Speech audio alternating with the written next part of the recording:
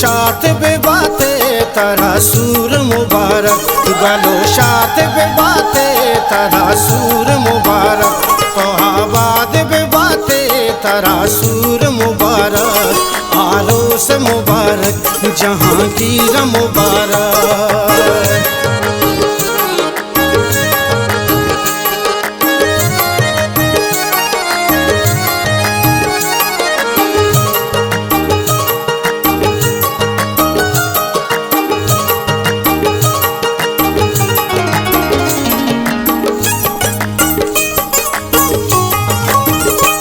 माशल्लाह चुमाहा तो जलवा दयाने, चुहासूमी फुल्ला जहांगीर तो कंदाने।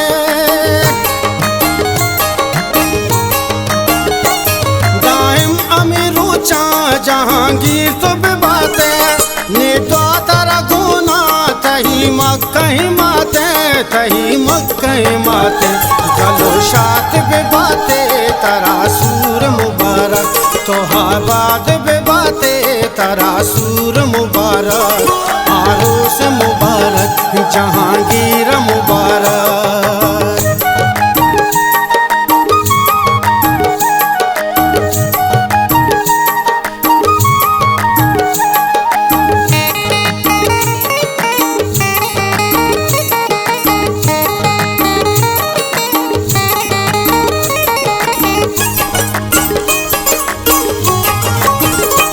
मारजा पडोली तरा बाग सरादा, जुने जान कहती तरा हार ग्वरादा।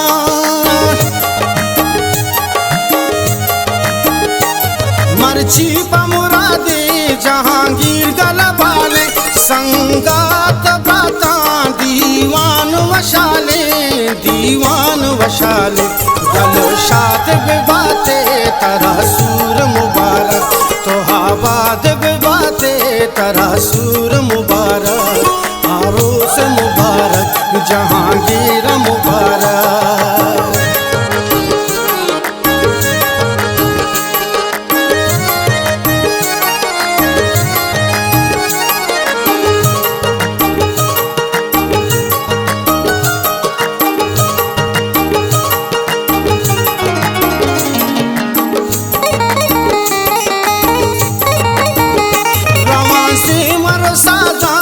मन इन शफिकारा रसूल बाग से मर्ची, मन में पलचारा।